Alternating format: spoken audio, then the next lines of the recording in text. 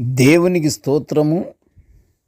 అనుదిన దేవుని వాక్య ధ్యానమనక ఈరోజు 2024 సంవత్సరము సెప్టెంబర్ నెల 28వ తారీఖు.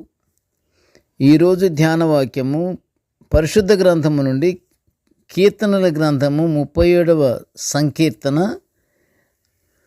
39వ వచనాన్ని మనం ధ్యానించుకుంటున్నాము. యెహోవాయే నీతిమంతులకు రక్షణాధారము. యెహోవా వారికి సహాయుడై వారిని రక్షించును. ప్రియ దేవుని బిడ్డలారా, నేటి ధ్యానవాక్యములో దేవుని ప్రజలకు కష్టాలు కడగండ్లు తప్పవు అని కీర్తనకారుడు గ్రహించినట్లు నేటి ధ్యానవాక్యం ద్వారా మనకి తెలియచున్నది. కీర్తనకారుడు అదే విషయాన్ని కీర్తనల గ్రంథములో వ్రాసి ఉన్నట్టు మనము చదువుకొనుచున్నాము. అయితే కష్టకాలంలో సైతం దేవుని బిడ్డలకు కాపుదల లభిస్తుంది. దేవుడు వారిని అనుదినము కాపాడుతుంటాడు. ఎలాగంటే నిర్దోషుల చర్యలను యెహోవా గుర్తిస్తుంటాడు. అట్టి వారికి శ్రమల్లో సహనాన్ని ఇస్తాడు. యెహోవా కొరకు కనిపెట్టుకొని ఉండేవారిని నీతిమంతులుగా జీవించేలా చేస్తాడు. అందువలననే నీతిమంతులకు యెహోవాయే సంరక్షకుడు అని పరిశుద్ధ గ్రంథము సెలవిస్తుంది. పేదలను ఆదుకునే దాతృత్వ గుణాన్ని కూడా దేవుడు ఈ నీతిమంతులకే ఇస్తాడు. దేవుణ్ణి ఆశ్రయించే వారందరూ ఎల్లప్పుడూ సంతోషంగా ఉంటారు. అది ఏమిటంటే కొన్ని సమయాల్లో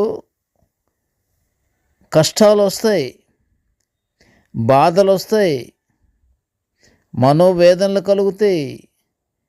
అవన్నీ తప్పవంటున్నాడు కీర్తనకారుడు. అవన్నీ ఎవరికి వస్తాయంటే దేవుని బిడ్డలకు వస్తాయట. ఎప్పుడు సంతోషంగానే ఉంటాం, కానీ కొన్నిసార్లు ఆ సంతోషాన్ని చెడగొట్టడానికని సాతానుడు ప్లాన్ చేసుకుంటూ ఉంటాడు. ఎక్కడైతే నీతిమంతంగా, ఎక్కడైతే దేవుని ఆశ్రయించి, ఎక్కడైతే దేవుని కొరకు ఎదురు చూస్తున్నటువంటి బిడ్డలు ఉన్నారో ఈ అపవాది ఊరుకోడు. అది ఏ విధంగానైనా సరే అలాంటి బిడ్డలకు కష్టాలు తెప్పించి దేవుని మీద విరక్తి కలిగేటట్లుగా చేయటానికని చాలా సతాయిస్తాడు, తపన పడతాడు. ఎవరు? అపవాది. అవి ఎవరికి? దేవుని యందు భయభక్తులు కలిగిన బిడ్డలకు.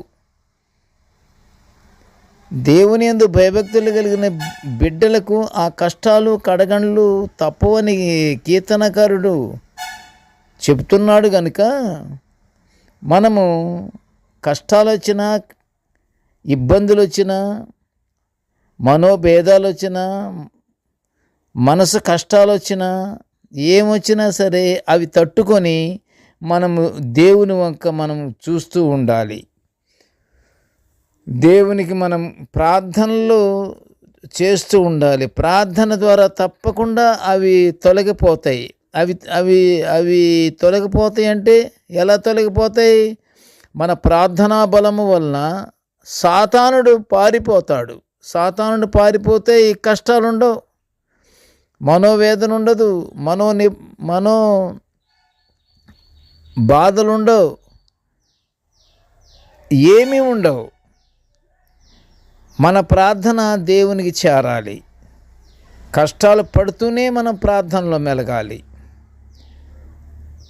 మనకి వస్తున్నటువంటి కష్టాలు ఎందు నిమిత్తమైతే ఎలా పెడుతున్నాడో అపవాది ఆ ఆ వస్తున్న కష్టాలను బట్టి మనము వాళ్ళను కూడా క్షమించమని మనం దేవుణ్ణి అడగాలి. అంతేగాని మనలో ఉన్నటువంటి మనోనిబ్బరాన్ని మనం పోగొట్టుకోకూడదు. మనం ఎప్పుడూ ఆనందంగా సంతోషంగానే ఉండాలి. ఎప్పుడైతే మనకి కష్టాలు కడగండ్లు వస్తున్నాయని దిగులు చెందకుండా ఎప్పుడు ఆనందంతో మనము జీవిస్తామో సాతానుడు మన దగ్గర నుంచి పారిపోతాడు. మనకు మేలైన దానిని దేవుడు అనుగ్రహిస్తాడు. మనకి మేలైనటువంటి జీవితాన్ని మనకి దేవుడు అనుగ్రహిస్తాడు. మేలైన జీవితాన్ని దేవుడు అనుగ్రహిస్తాడని విశ్వసించావా? పూర్ణ హృదయముతో దేవుని అడుగుచున్నావా? నీవు పూర్ణ హృదయంతో దేవుని అడిగితే నీకు తప్పకుండా ఆ మనోవేదనలు పోతాయి. మనోవేదన, బాధలు, కష్టాలు వచ్చినాయి అంటే నువ్వు దేవుని బిడ్డవని లెక్క. దేవుని బిడ్డలకే వచ్చేది. ఎందుకంటే దేవుడు మనల్ని దీవిస్తున్నాడు కదా, అలాగే సాతాను కూడా దీవిస్తాడట. ఎలా దీవిస్తాడు? దేవుడు చేసే మేలు రకమైన కార్యాలకి వ్యతిరేకమైనటువంటి దీవెనలు అనుగ్రహిస్తాడు సాతానుడు. కృంగిపోవటము, కృషించిపోవటము, ఇవి ఆ దుష్టుడు ఇచ్చే వరాలు.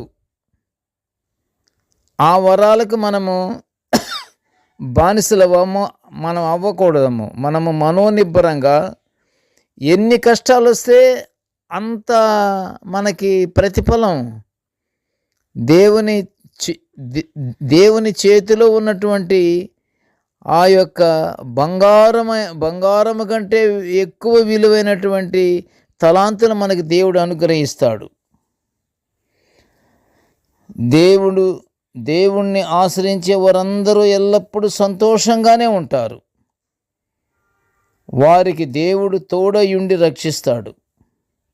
ప్రతి ఉదయము సాయంత్రపు వేళల్లో దేవుని ప్రార్థించడం భక్తిపరుల అనుదిన కార్యక్రమం. ఇదే కీర్తన గ్రంథము 5వ సంకీర్తన 3వ వచనములో చెప్పబడింది.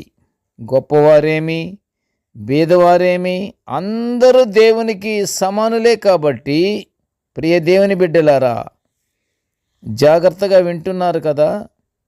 అందరి మీద దేవుడు తన కృపను తప్పకుండా చూపుతాడు.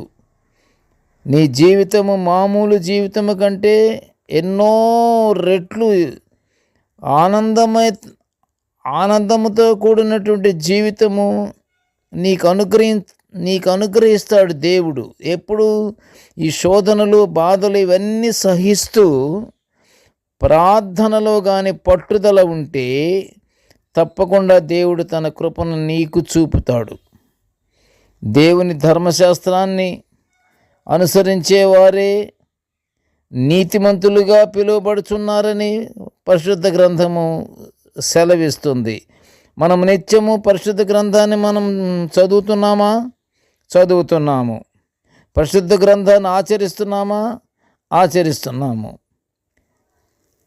కనుక నువ్వు నీతిమంతుడివా కాదా? నువ్వు నీతిమంతుడివే.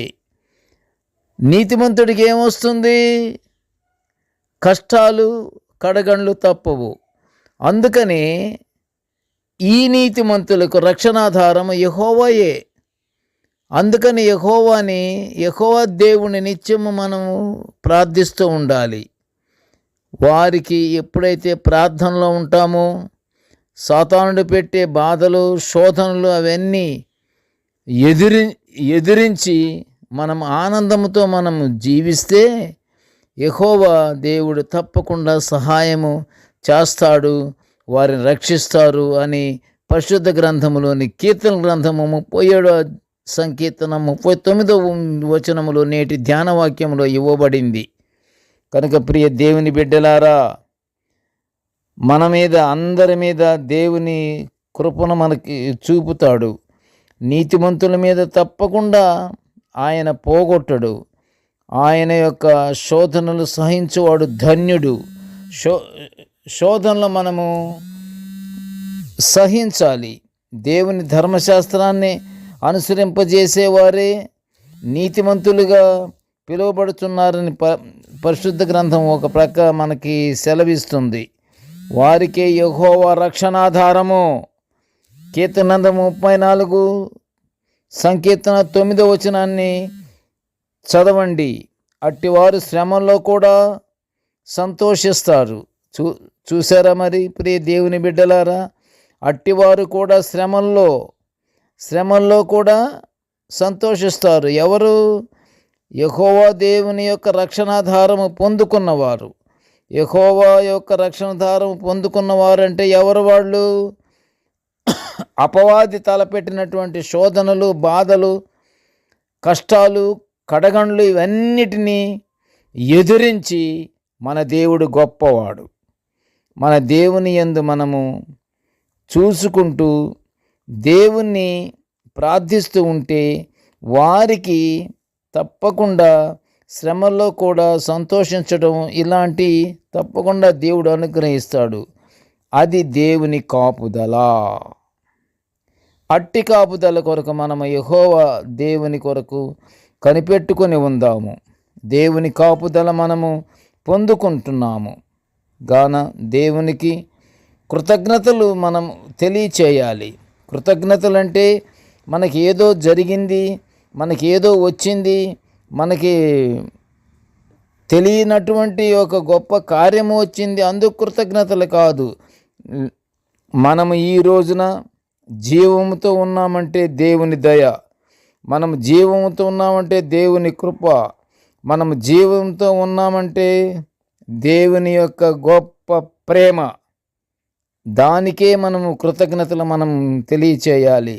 కష్టాల్లో ఉన్నను, ఎందులో ఉన్నను దేవుని బిడ్డలకు ఆయన రక్షణ కలగచేస్తాడు. కాబట్టి ఆ రక్షణ మనం పొందుకుంటానికి మనము కృతజ్ఞతలతో, స్తుతులతో దేవుని మనము మహిమపరుచుకుందాము, ప్రార్థన చేసుకుందాము. కృపగల తండ్రి, జీవముగల నాయన, నీ పాదములకు స్తోత్రములు తండ్రి. నీ యొక్క దివ్యమైనటువంటి వాక్యాలను తండ్రి మేము నిత్యము తండ్రి ఇలా ధ్యానించుకునే గొప్ప భాగ్యాన్ని మాకు అనుగ్రహించినందుకు నీకు ఘనమైన స్తోత్రములు తండ్రి.